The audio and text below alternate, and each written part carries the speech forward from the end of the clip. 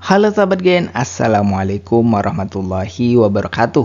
Di video kali ini kita akan membahas kunci jawaban biologi kelas 11 bab 6 pada tugas uji pemahaman pada halaman 348 sampai 350 di buku biologi kurikulum merdeka pegangan kalian.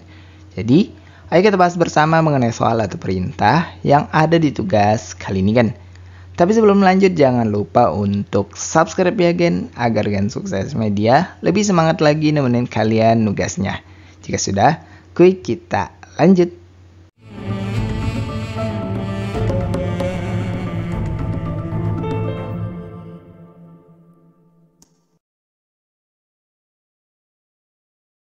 Bagian kita masuk pada soal pertama berikut ini.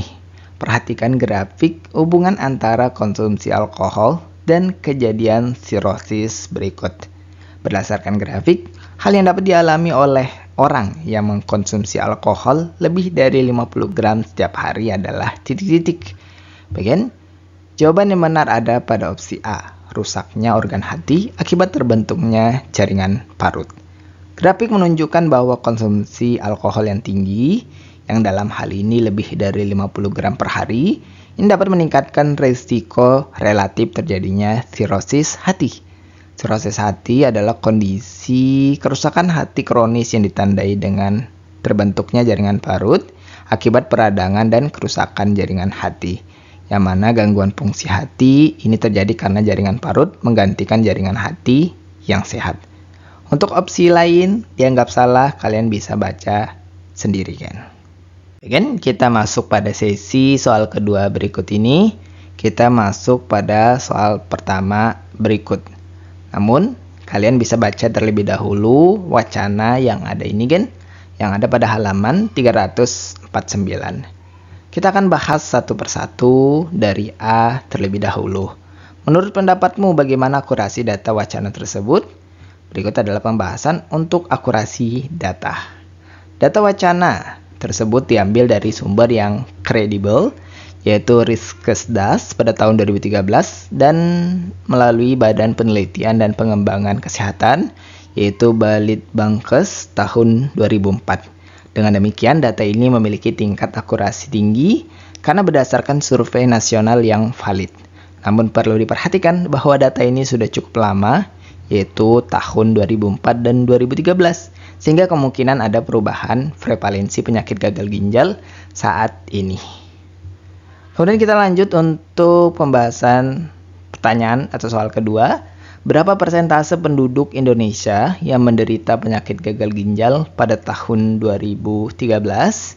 Baik, berikut adalah pembahasan untuk persentase penderita gagal ginjal pada tahun 2013.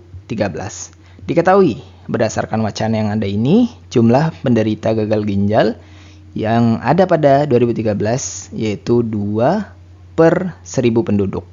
Nah, diketahui bahwa 1000 penduduk ini kita samakan dengan 100%. Nah, ditanyakan tadi berapa persen data predi.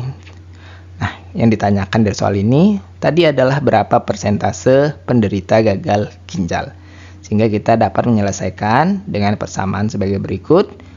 Dengan persentase penderita gagal ginjal dihitung dengan sama dengan 2 dibagi 1000 dikali 100. Maka hasil perhitungan menunjukkan 0,2%. Jadi persentase penduduk Indonesia yang menderita penyakit gagal ginjal pada tahun 2013 adalah 0,2%. Mungkin kita lanjut untuk pembahasan poin C. Berdasarkan wacana, apa yang harus dilakukan agar terhindar dari resiko penyakit gagal ginjal? Baik, berikut adalah hal yang perlu dilakukan agar terhindar dari resiko penyakit gagal ginjal. Pertama, mengurangi konsumsi minuman bersoda dan berenergi karena konsumsi lebih dari 3 kali per bulan meningkatkan resiko gagal ginjal. Dan kedua, menjaga pola hidup sehat, termasuk minum air putih yang cukup untuk mencegah dehidrasi. Ketiga, mengontrol tekanan darah dan kadar gula darah. Keempat, menghindari penggunaan obat-obatan atau suplemen yang dapat merusak ginjal secara berlebihan. Kemudian, mengkonsumsi makanan bergizi dan rendah garam untuk mencegah tekanan darah tinggi. Dan terakhir, berolahraga secara teratur untuk menjaga kesehatan tubuh secara keseluruhan. Dan kita lanjut ke soal kedua berikut ini dengan teks informasi yang berbeda dengan judul kali ini. Untuk teks informasinya adalah vitiligo yang dapat kalian baca terlebih dahulu pada halaman 349. Kita masuk untuk soal kedua. Berilah tanda centang pada pernyataan yang sesuai dengan data penyakit kulit vitiligo. Baik, berikut adalah penjelasan untuk pernyataan yang sesuai dengan data penyakit kulit vitiligo. Untuk pernyataan pertama dianggap benar. Dalam teks disebutkan bahwa vitiligo adalah kondisi sel melanin yang tidak memproduksi pigmen, bukan disebabkan oleh infeksi jamur seperti panuh. Kedua, benar. Teks menjelaskan bahwa penderita vitiligo disarankan menggunakan tabir surya dengan SPF 30 atau lebih untuk melindungi kulit. Ketiga juga dianggap benar. Pada teks dijelaskan bahwa rambut beruban memang salah satu gejala yang bisa dialami penderita vitiligo. Hal ini terjadi karena sel melanin tidak lagi memproduksi pigmen yang juga menyebabkan perubahan warna pada rambut. Kemudian untuk pernyataan keempat dianggap salah. Teks menjelaskan bahwa vitiligo tidak memandang jenis kelamin, meskipun sering menyerang kelompok usia 10-30 tahun. Dan untuk pernyataan terakhir yaitu kelima dianggap salah. Dalam teks dijelaskan bahwa vitiligo tidak menular. Dan kita lanjut untuk soal ketiga. Data pada tahun 2021 menunjukkan bahwa jumlah penduduk laki-laki di dunia adalah 50,42% atau sekitar 3,97 miliar. Jika prevalensi vitiligo di Indonesia 0,8%, perkiraan jumlah penderita vitiligo di dunia adalah titik-titik. Baik, kita cari dulu nilai dari jumlah penduduk dunia pada tahun 2021 dengan menggunakan data yang ada ini, yaitu 3,97 miliar kita bagi dengan 50,42%. Kita ubah persentasenya, maka 3,97 dibagi 0,5042. Ini sudah kita kali 100 ya untuk persentasenya, sehingga didapat hasilnya untuk jumlah penduduk dunia yaitu pada tahun 2021 adalah sebanyak 7,87 miliar. Untuk prevalensi vitiligo yaitu 0,8%, kita ubah menjadi desimal 0,008. Nah, berikut ini untuk persamaan jumlah penderita vitiligo di dunia dengan rumus jumlah penduduk dunia dikali prevalensi vitiligo sama dengan 7,87 miliar dikali 0,008. Diketahui nilainya adalah 0,063 miliar. Jawaban yang benar sesuai dengan opsi B yaitu 0,06 miliar.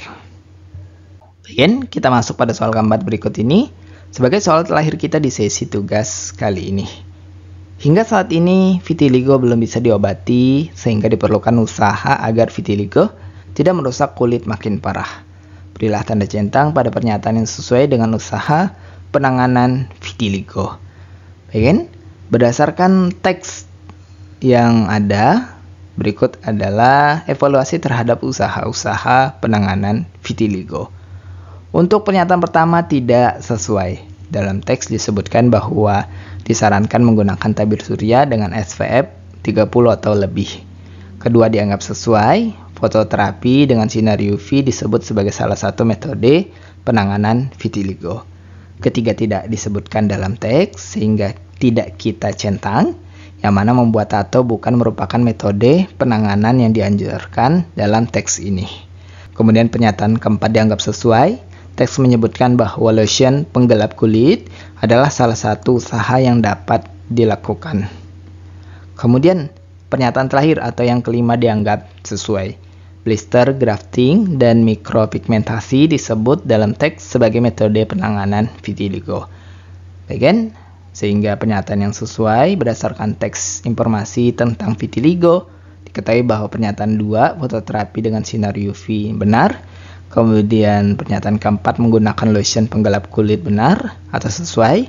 Dan untuk pernyataan kelima melakukan blister, grafting, dan mikropigmentasi juga dianggap sesuai.